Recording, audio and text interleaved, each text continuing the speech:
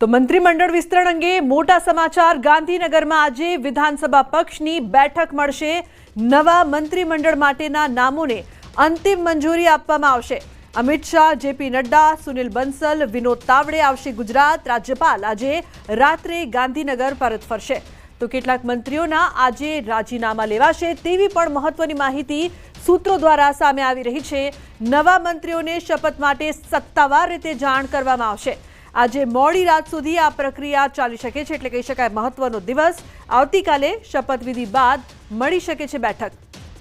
તો ઉલ્લેખનીય છે કે જે પ્રકારથી આજે મહત્વના સમાચાર સામે આવી રહ્યા છે, મંત્રીમંડળ વિસ્તરણને લઈને મોટી ખબર સામે આવી રહી છે। કોંગ્રેસથી આવેલાઓ માટે પણ મોટા સમાચાર। કોંગ્રેસથી ભાજપમાં આવેલાને હજુ જોવી પડશે રાહ।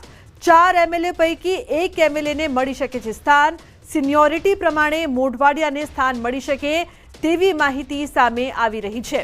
તો ખૂબ જ મહત્વપૂર્ણ સમાચાર કે કોના નામ પર મોહર લાગશે, કોને મળશે સ્થાન। કહેવામાં તો એ પણ આવી રહ્યું છે કે સિનિયોરિટી પ્રમાણે મોઢવાડિયાને સ્થાન મળી શકે તેવી પ્રબળ શક્યતા જોવા મળી રહી છે। તો મંત્રીમંડળ વિસ્તરણ અંગે મોટી ખબર। કોંગ્રેસથી આવેલા માટે મોટા સમાચાર છે। કોંગ્રેસથી ભાજપમાં આવેલાને હજુ રાહ જોવી પડે તેવા એંધાણ લાગી રહ્યા છે। 4 એમએલએ પૈકી 1 એમએલએને સ્થાન મળશે, તે પણ સિનિયોરિટી પ્રમાણે સ્થાન મળશે તેવું પણ હાલ કહેવામાં આવી રહ્યું છે। સૂત્રો દ્વારા જે માહિતી સામે આવી રહી છે તે પ્રમાણે સિનિયોરિટી પ્રમાણે મોઢવાડિયાને સ્થાન મળી શકે છે। તો મંત્રીમંડળ વિસ્તરણ અંગે સૌથી મોટા સમાચાર। મંત્રીમંડળ અંગે ન્યૂઝ 18 પર સુપર એક્સક્લુઝિવ માહિતી સામે આવી રહી છે। નવા મંત્રીમંડળમાં ડેપ્યુટી મુખ્યમંત્રીની શક્યતા પ્રબળ। સૌરાષ્ટ્ર કે દક્ષિણ ગુજરાતમાંથી બની શકે છે ડેપ્યુટી સીએમ। દાદા સરકારને વધુ મજબૂત કરવાનો પ્રયાસ। આવી ફોર્મ્યુલા મહારાષ્ટ્ર અને રાજસ્થાનમાં પણ પહેલા અપનાવવામાં આવી હતી અને હવે આ જ ફોર્મ્યુલા ગુજરાતમાં પણ જોવા મળે તો નવાઈ નહીં। તો મહત્વપૂર્ણ સમાચાર સામે આવી રહ્યા છે। જે પ્રકારથી નવા મંત્રીમંડળમાં ડેપ્યુટી મુખ્યમંત્રીની શક્યતા પ્રબળ છે। તો નવા મંત્રીમંડળ અંગે સૌથી મોટા સમાચાર। દાદા સરકારનું મંત્રીમંડળ પૂર્ણ હશે। સીએમ સહિત 23 થી 25 સભ્યોનું મંત્રીમંડળ હશે। 75% મંત્રીઓ કપાઈ શકે છે। કેટલાક મંત્રીઓને મળી શકે છે પ્રમોશન તેવી પણ માહિતી સામે આવી રહી છે। હર્ષ સંઘવીને મળી શકે છે પ્રમોશન તેવી પણ મહત્વની જાણકારી સામે આવી રહી છે। તો નવા મંત્રીમંડળ અંગે સૌથી મોટા સમાચાર જે પ્રકારથી પ્રાપ્ત થઈ રહ્યા છે, દાદા સરકારનું આ મંત્રીમંડળ પૂર્ણ હશે તેવી શક્યતા।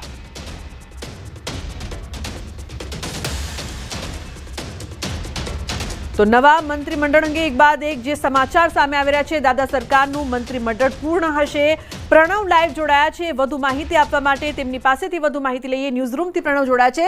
પ્રણવ, એક બાદ એક જે મહત્વની જાણકારીઓ સામે આવી રહી છે, સૌથી પહેલા તો વાત કરીએ મંત્રીમંડળ જે પ્રકારથી પૂર્ણ હશે, કોના પ્રમોશન આવી શકે છે તેને લઈને જાણકારી। પ્રણવ, ચોક્કસ ન્યૂઝ પાસે એક્સક્લુઝિવ માહિતી આવી રહી છે, કારણ કે જે રીતે અટકળો ચાલી રહી હતી કે દાદા સરકારનું મંત્રીમંડળ કેવું હશે, આ મંત્રીમંડળમાં કોને સ્થાન મળશે અને કયા જે નેતા છે, વર્તમાન જે મંત્રીઓ છે તેના કેના પત્તા કપાશે, પરંતુ તમામ ઉપર પૂર્ણ વિરામ લાગી ગયું છે અને ન્યૂઝ 18 એક્સક્લુઝિવ માહિતી આપણા દર્શકો સુધી પહોંચાડી રહી છે, કારણ કે મંત્રીમંડળની એક અપડેટ છે ન્યૂઝ 18 આપણા દર્શકોને અહીં આપી રહી છે। ખાસ કરીને જે રીતે દાદા સરકારનું જે નવું મંત્રીમંડળ રહેવાનું છે તે મંત્રીમંડળ કહી શકાય કે પૂર્ણ મંત્રીમંડળ રહેશે।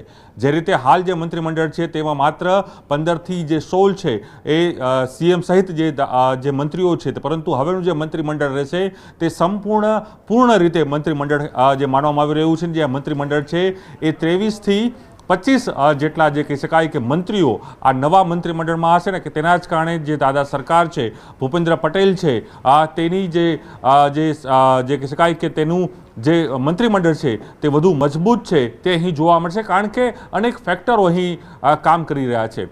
જે રીતે 2022માં જે ભારતીય જનતા પાર્ટીના પરિણામ આવ્યા ત્યારબાદ પણ અનેક જે ધારાસભ્યો છે કોંગ્રેસ પાર્ટી છોડીને ભારતીય જનતા પાર્ટીમાં આવે છે, અને હાલ જે કહી શકાય કે ભારતીય જનતા પાર્ટીનું જે બળ છે વિધાનસભાની અંદર એ સંપૂર્ણ કહી શકાય કે 160થી પણ વધુ જે ધારાસભ્યો છે તે હાલ ભારતીય જનતા પાર્ટીના છે. તેથી તમામ જે ધારાસભ્યો છે, તમામ જે વિસ્તારો છે, તમામ જે જ્ઞાતીય સમીકરણો છે, સામાજિક સમીકરણો છે, તેને આધારે આ જે નવું મંત્રીમંડળ છે તે અહીં બનવા જઈ રહ્યું છે. ને તેની અંદર એ કહી શકાય કે જે ન્યૂઝ પાસે એક્સક્લુઝિવ માહિતી જે હાલ અહીં મળી રહી છે તેની અંદર 23 થી 25 જેટલા આ મંત્રીઓ આ મંત્રીમંડળમાં તેઓનું સ્થાન હશે.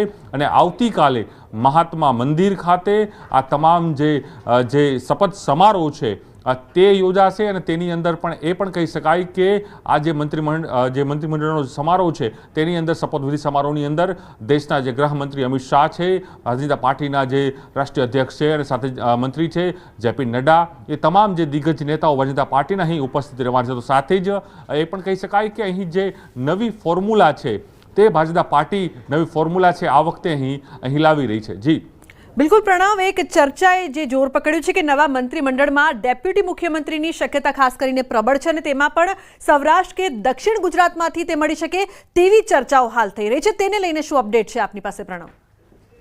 જી ચોક્કસ, કારણ કે અત્યાર સુધી જે ફોર્મ્યુલા હતી, જે રીતે 2022 બાદ માત્ર સીએમ સહિત 16નું જે મંત્રીમંડળ હતું તેની અંદર ડેપ્યુટી સીએમની ફોર્મ્યુલા ન હતી, પરંતુ ભારતીય જનતા પાર્ટી એક નવી થિયરી અને એક નવી પદ્ધતિ લાવી રહી છે. મહારાષ્ટ્રમાં આપ જોઈ શકો છો, બિહાર જોઈ શકાય છે કે જ્યાં ભારતીય જનતા પાર્ટીનું ક્યાંક કહી શકાય કે સંપૂર્ણ બહુમતી છે, ક્યાંક ગઠબંધન સાથેનું જે કહી શકાય ભારતીય જનતા પાર્ટી છે, તે તમામ સ્ટેટની અંદર ભારતીય જનતા પાર્ટી જે પોતાનો વ્યાપ વધારી રહી છે તેના કારણે જે સીએમ સાથે ડેપ્યુટી સીએમની ફોર્મ્યુલા પણ હવે લાવી રહી છે. ત્યારે ગુજરાતમાં પણ આ ફોર્મ્યુલા છે તે અપનાવવામાં આવશે. અને જે ન્યૂઝલેન્ડને એક્સક્લુઝિવ માહિતી મળી રહી છે જે તેની અંદર કહી શકાય કે રાજ્યના મુખ્યમંત્રી તરીકે ભૂપેન્દ્ર પટેલ તો યથાવત છે, તો સાથે જ તેની જે નવી ટીમ રોકવા માંગીશ. મહત્વપૂર્ણ સમાચાર સામે આવી રહ્યા છે. ગાંધીનગરથી 3 વાગે મંત્રીમંડળની બેઠક મળશે. મહત્વપૂર્ણ સમાચાર, સીએમએ બોલાવી છે મંત્રીમંડળની બેઠક અને આ બેઠકને લઈને સૌ કોઈની નજર આ બેઠક પર છે, કારણ કે હાલના તમામ મંત્રીઓના એક બાદ એક રાજીનામા છે તેની પ્રોસિજર થશે. ગાંધીનગરમાં 3 વાગે મંત્રીમંડળની બેઠક મળવા જઈ રહી છે. તો સીએમએ મંત્રીમંડળની આ મહત્વપૂર્ણ બેઠક બોલાવી છે જેના પર સૌ કોઈની નજર રહેશે. હાલના તમામ મંત્રીઓ છે તેઓના એક સાથે રાજીનામા લેવાશે. મહત્વપૂર્ણ સમાચાર સામે આવી રહ્યા છે. તો સીએમ સિવાયના તમામ મંત્રી રાજીનામા આપશે.